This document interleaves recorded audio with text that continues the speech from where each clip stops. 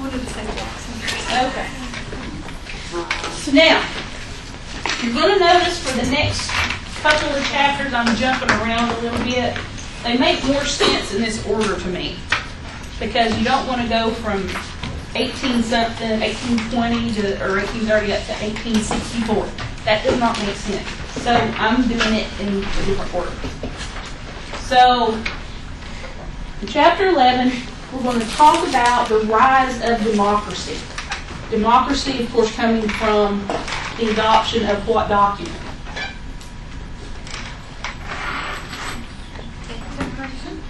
We the people, in order to form a more perfect union, the Constitution, right? Now, in Natchez, there's this guy, his name's Powhatan Ellis. One day he's crossing a river and he loses all his clothing and other belongings. Now, why, you're asking yourself, what does this have to do with an election? It's all about image. Tell me about the political commercials that we just had to suffer through. Oh, no. What did they try to make? I'm a candidate. I did this. I did this. What is it doing? What's it trying to show? That I have a good image. I have a good image. Now, he has a political opponent named Franklin Plummer. And what he does is he goes to the newspaper.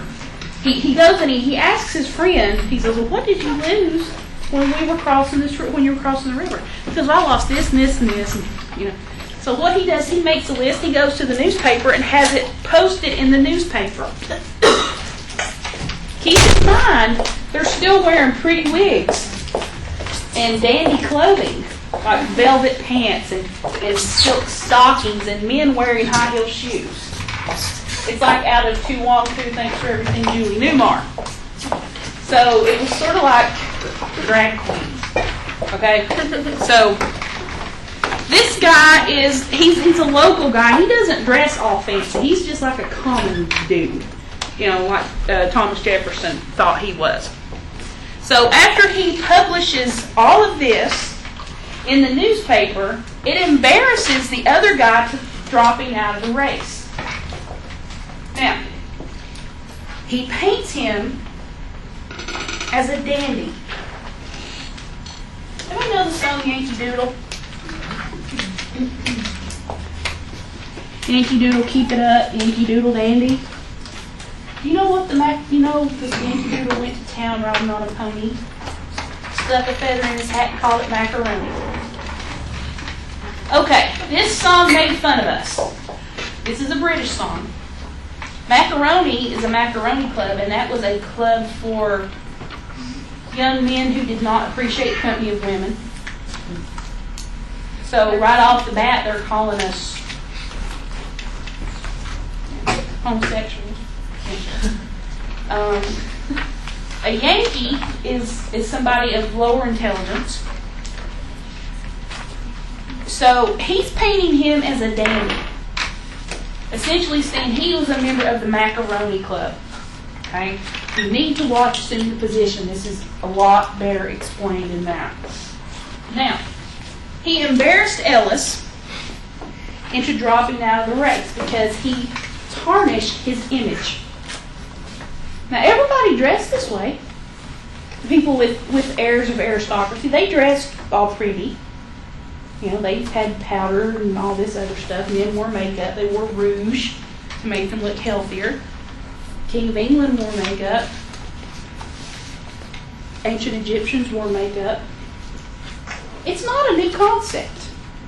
Ancient Babylonians wore makeup, especially around their eyes. Why? Because of the sun. The ancient Egyptians wore makeup around their eyes because of the sun. They didn't do it because it looked good.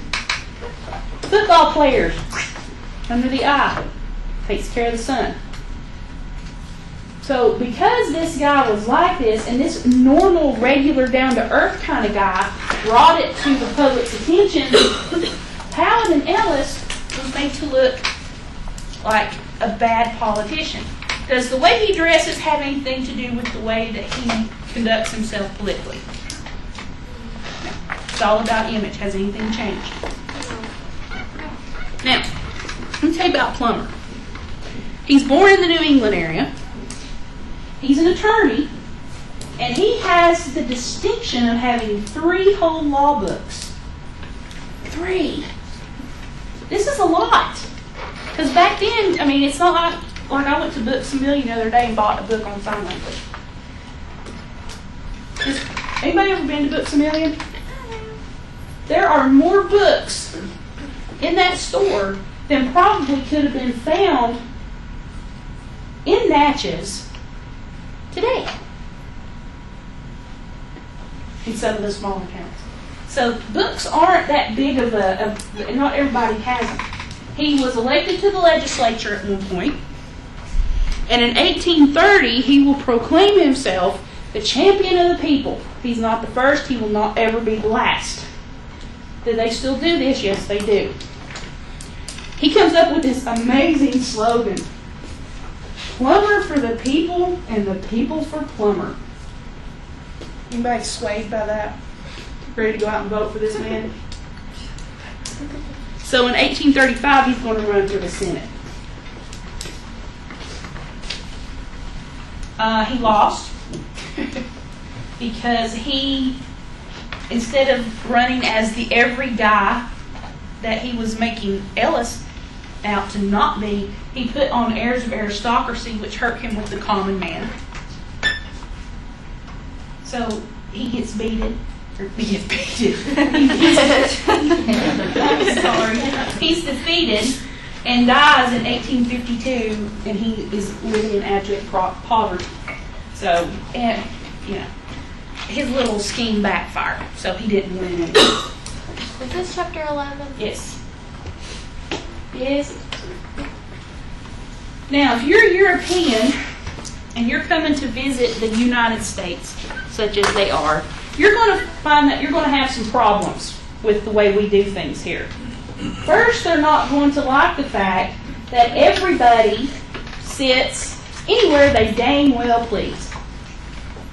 Now, in England, you have first-class seating on trains or whatever, and then you have peasant seating, and then once you get to the States, it's whoever gets there and gets a seat first. Usually the men will get up and give women their seat. It's called manners. Now manners for opening the door is unlocking it with your remote. There you go, honey. You can get in now. It's a first come, first serve mentality. When's the last time any of you ladies had a guy help you out of the car? I did last night. The first time I was like, what the hell is this kid doing? He like opened the door for me and gave me his hand. I was like, what is this? And he was like, here, I'm going to help you out. I was like, what's wrong with you? There's something wrong with you. It's called manners. He was like, I'm trying to be a gentleman. I was like, I'm not used to this now. So yeah, you've had an experience that I haven't had for 10 years. It was nice. I was like, I'm not used to this. What are you doing? I was like, Mom, he's acting weird. Yeah. So this isn't the only way that there's going to be issues. You have dining rooms on steamboats and in taverns, and the food is brought out in bowls, put on the table, and everybody and their uncle takes a bite, gets them another scoop, puts it in the plate. Have you ever been Farmer's Daughter? Or Shirley's? Shirley's. That's how they do it. Love Shirley. Now we have no problem with that. We're good with this. But imagine if you're English aristocracy and you're coming to the United States and you're expected to eat out of the same bowl as a farmer. It's not going to sit too well with you, is it? They don't like the fact that, according to them, we don't have manners. To them, manners is you sit straight and you hold this and you tip your little finger up when you drink tea. Here, we don't do that. For a while, people forget how to say thank you. I didn't learn how to really say thank you until I started working at McDonald's. So, they don't like the fact that as Americans, we feel free to walk up to anybody and just talk to them, regardless of what their social status would be. For example, I don't know what it is about me. I still haven't figured this out. I can be in Walmart and be how do I put this nicely? The least educated, most out of touch people will decide that I'm the one they need to tell their life's problems to. And here I am trying to, yeah, that's nice. I really have to go. I gotta go. This is the same thing here. In England, in other European countries, you don't speak to those that are outside of your social class unless you're spoken to first. We observe this with the master-slave relationship in the South. If you speak to your master and he's not spoken to you, he can have you whipped. So it's a class distinction. Now, in Europe, this doesn't happen. Here, it happens. You've got Duke so-and-so walking down the street, and Farmer Ted comes up, holds out his hand to shake his hand, and this guy's like, get my handkerchief, just get away. They don't want anybody touching them. They don't like the way we greet each other. If I walk up to Erica and I say, "Hey Erica, how you doing? My name's Amy." This is normal for us. Or do we have a problem with this? No. Do you have a problem with some random stranger coming up and hugging you? Now, don't get in the bubble. With them, their bubble is like the size of Texas. People have issues, okay? I don't allow just anybody. I know we're all the same way. There's a certain, you don't come this far without a good reason. So they don't like the way we greet each other. Now it's nothing for me. Like my really good friends, I'll go up and hug them. No big deal. But if I don't know somebody, I'll shake their hand. If I like them, I'll pat them on the back. If I really like them, I might shake their hand and do one of these things. It's a progressive thing. But see, the Europeans don't even shake hands. If you're a lady and you meet a guy, you offer your hand, and what does he do to it? Kisses. He kisses it with your permission, as long as he bends over and bows. This is the extent of their touch during greeting. So it's safe to say they have issues with being touched. And there's another problem. In the States, it's hard to tell which social class they belong to, because people dress alike.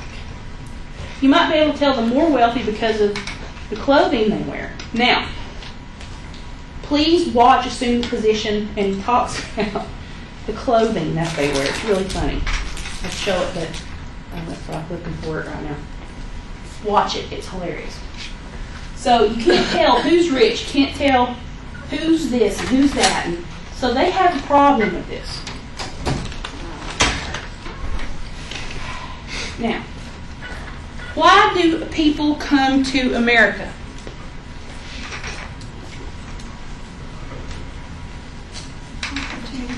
And is equality a joke? Yeah. When are you equal? When you're a White Anglo-Saxon male. right, when you're a wasp. So people come to our country, to the United States, for equality and opportunity.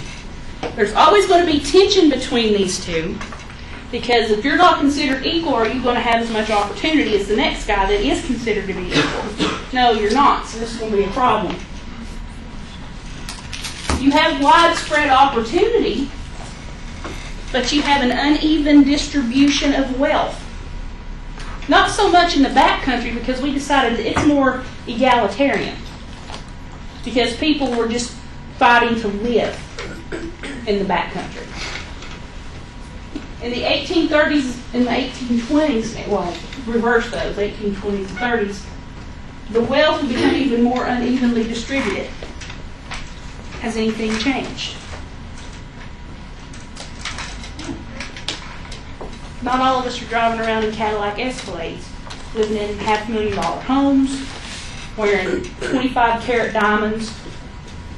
Then again, not all of us are riding around in, 1974 Pintos with dents and holes and rust everywhere. And I love Pintos, though. They're one of my favorite cars. But yeah, that's the first thing that popped in my head. So no new concepts. There's always been an unequal distribution of wealth. And until the world blows up and is recreated, it's still going to be that way.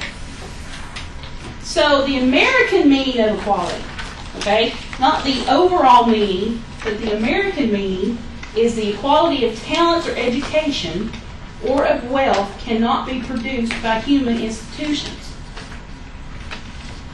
So what's Andrew Jackson trying to say there?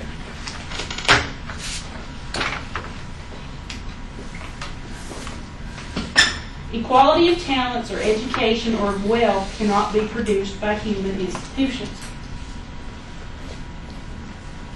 What he's saying there is no matter how much you try to institutionalize equality for everybody, you're not going to have it because everybody has different talents. Anybody here really good at math? Or do you do pretty good at English? Okay. In theory, you could be a math teacher.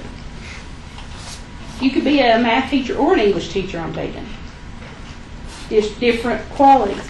Who in here is good at working on cars? Okay.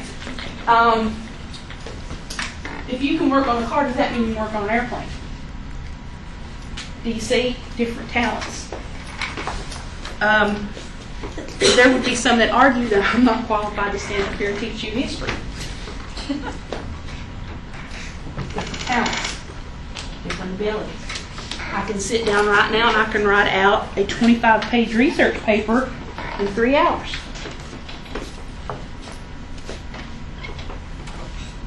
The talent. I cannot go out and fix a car. I'm lucky to know where the gas goes. Because I forget which side the gas tank is on. So now I have a little sign, gas tank, passenger side. I had my other car 5 years and still would forget which side the gas tank is on. So everybody has a different talent, a different ability. So you cannot institutionalize that. Remember in elementary school you had to take art classes. Not everybody can draw. Anybody here that can draw really well? Pretty good. Okay. Can you teach me how to draw like me? Not like me, but I can teach you to draw. But is it guaranteed to be as good as what you're doing? Different skill levels. So, you can't institutionalize equality because everybody's different. Everybody allegedly has an equality of opportunity. Notice I said allegedly. But they don't have the equality of condition. Can a farm boy grown on a farm with 17 brothers and sisters go to college? What are the chances? 1 in a million? He might get a benefactor that would send him to college. Chances are he's going to be a farmer. So your condition determines your degree of opportunity. Does that make sense? It's like right now, I couldn't go to law school and pay cash for it. I don't think you can get financial aid for law school. Because I was going to be a lawyer originally.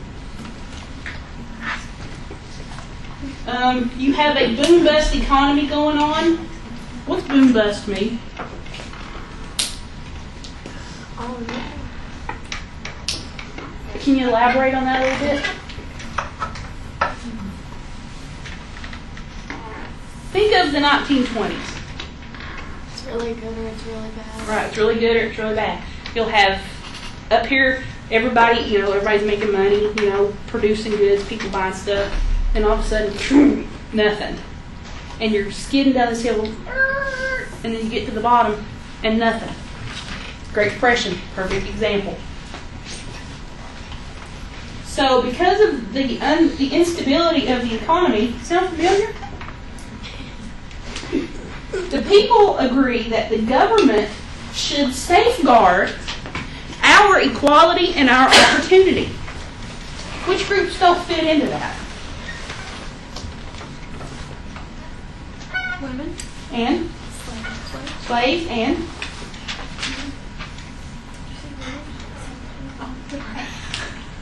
starts with an I.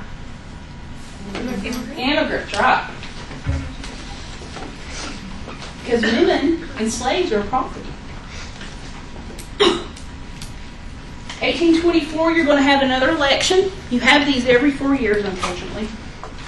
And we have to suffer through midterms every 2 years. Luckily, we only elect a new senator every 6. So we get through a presidential election and a midterm before we have to elect senators. Thank goodness. You have 5 candidates. Right off the bat, why do you see this as a problem? What do you have to be declared president?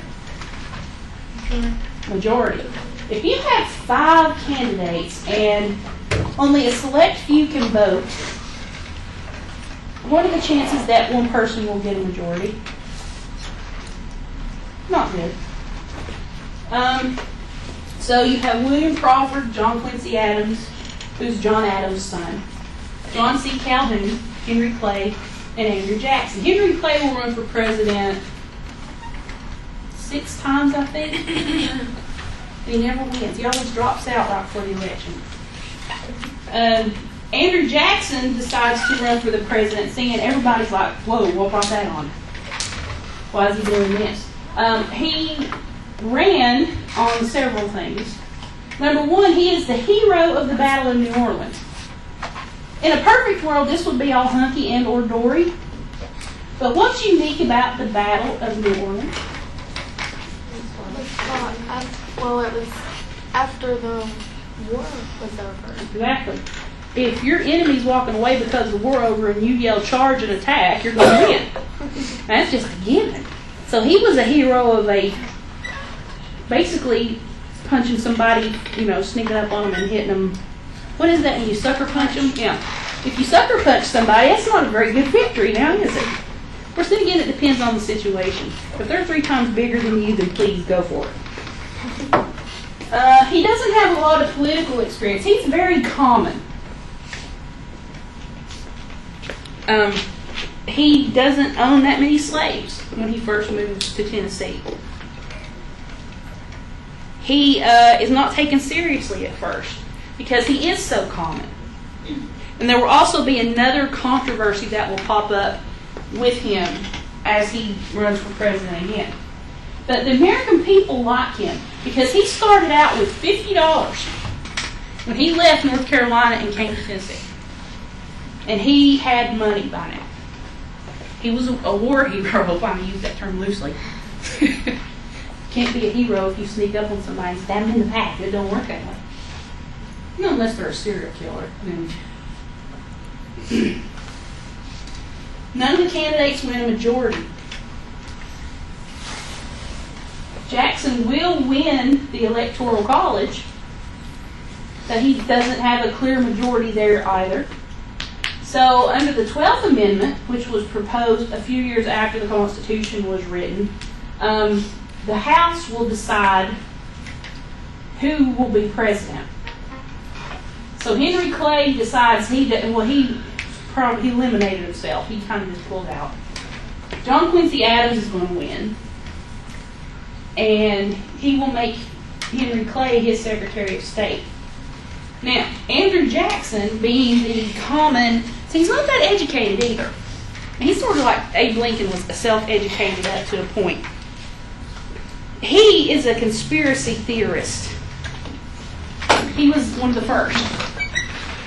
And he sees this, Henry Clay kind of backs out, and that lets John Quincy Adams win, and then all of a sudden, John and Henry are just like good old buddies.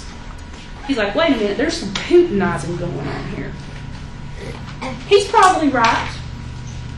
If it feels like, if it looks like a skunk and it smells like a skunk, it's a skunk. It can't be anything else.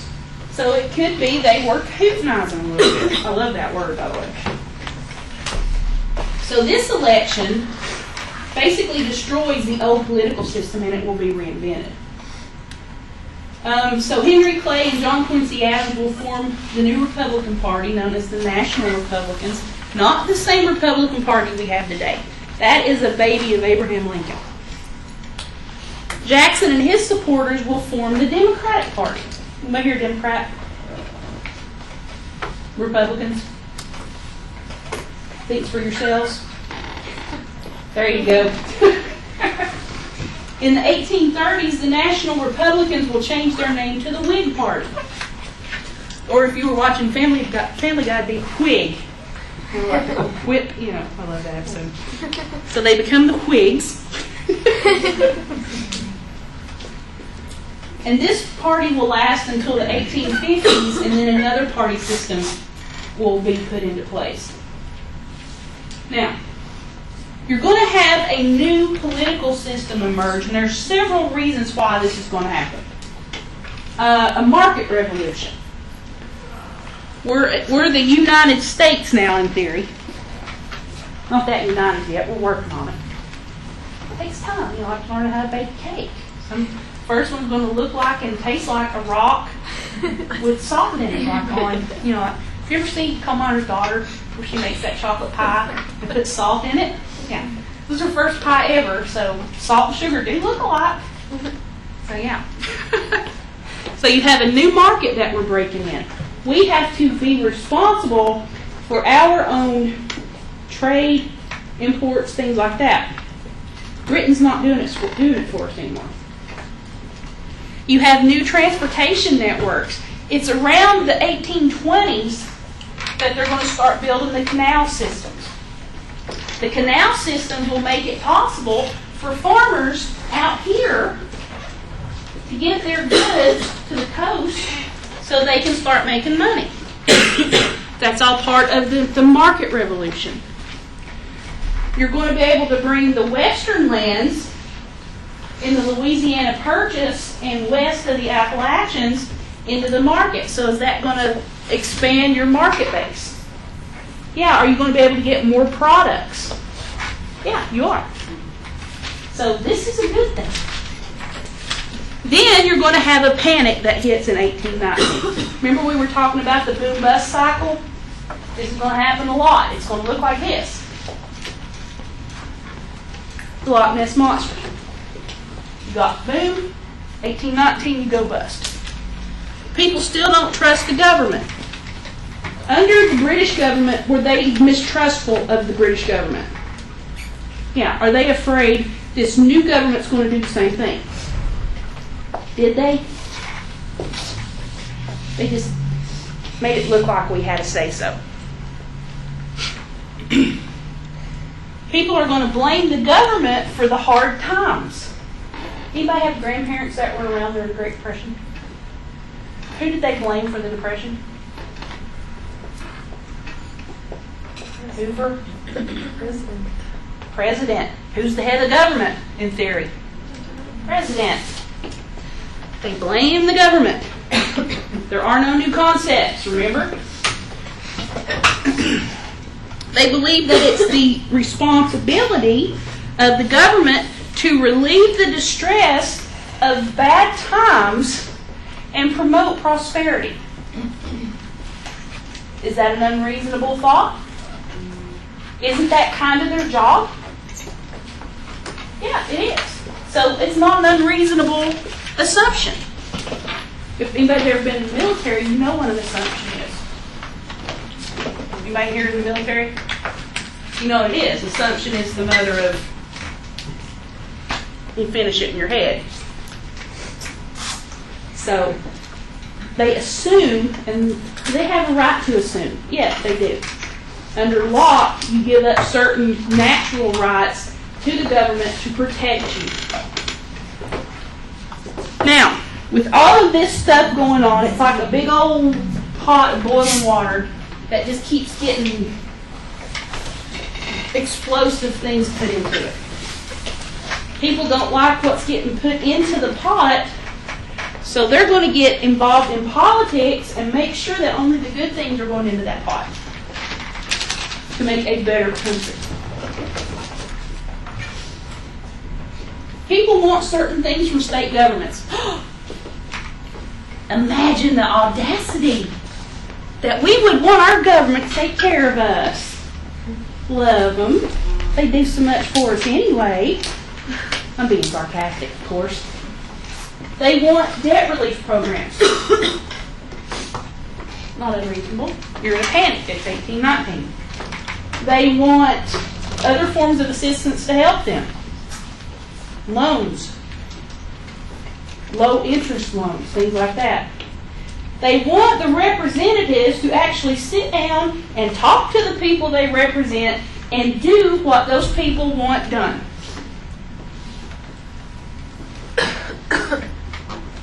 Foreign concept?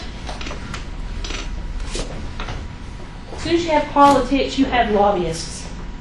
Lobbyists have something the poor people don't have. Lots of this. They want an open political system. As it stands right now, who is involved in the political system? Mostly. The people with what? Money. Does the common Joe have $10,000 to donate to a political campaign? Even $100. If you get $100, you're going to buy some clothes and stuff for your family, maybe fix your house up. And they want a say in who is elected president.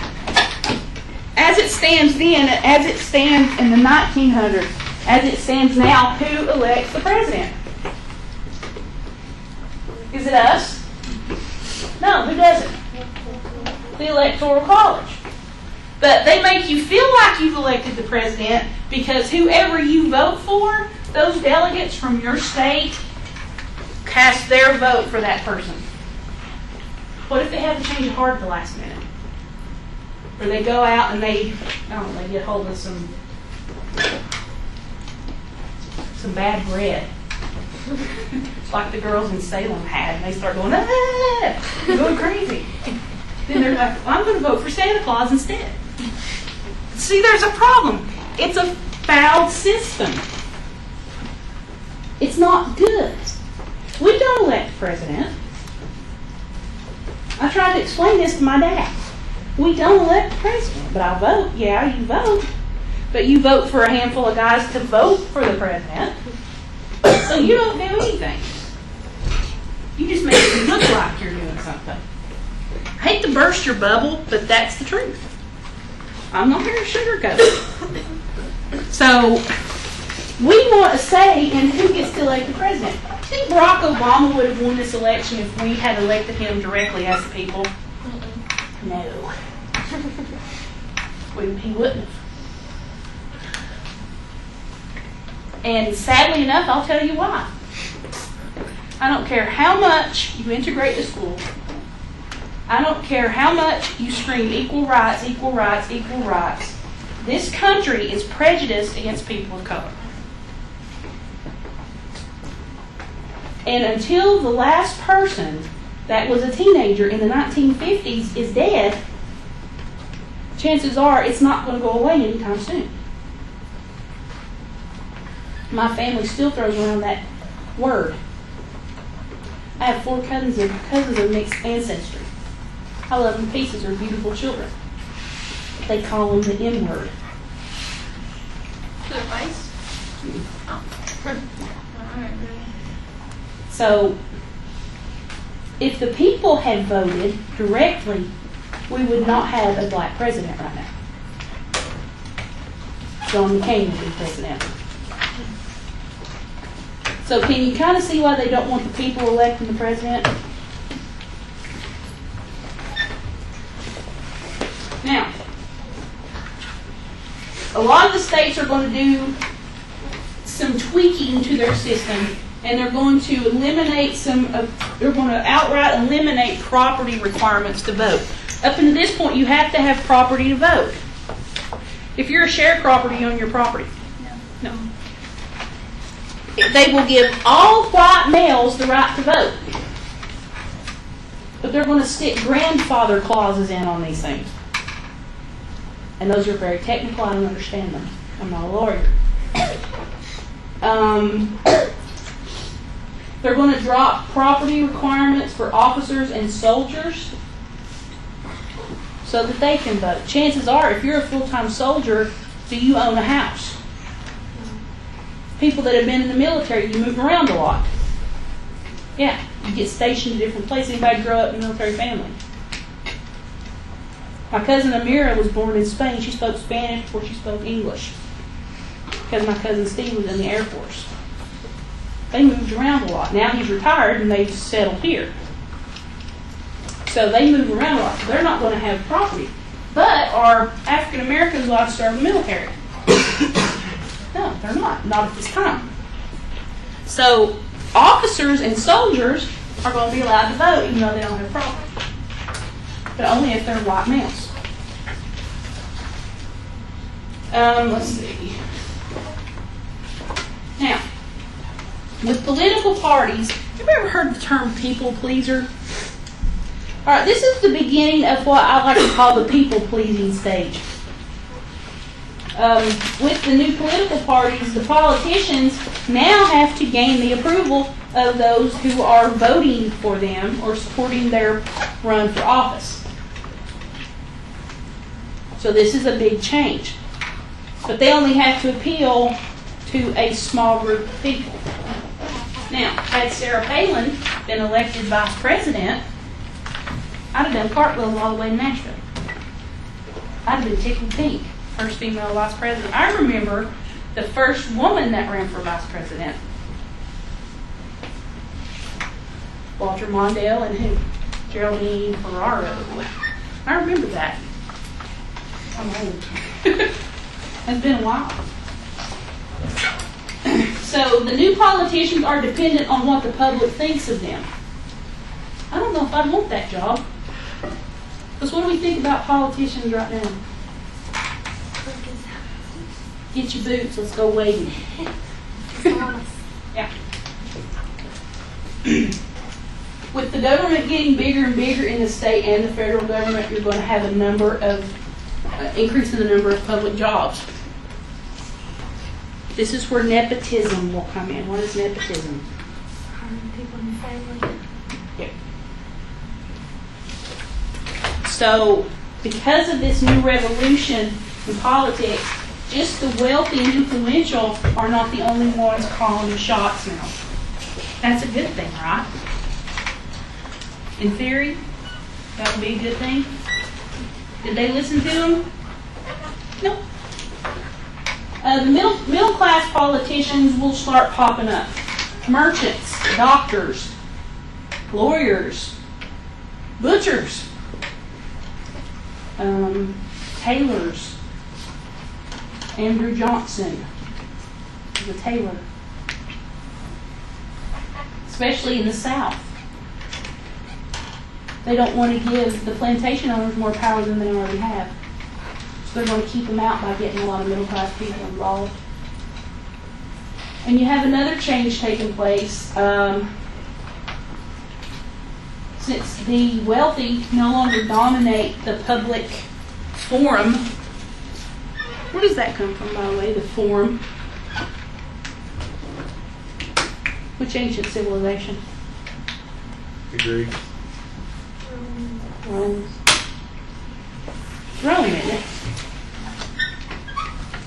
I know the Greeks had one also. Yeah, well, they're both classical, so we'll call them both the forums.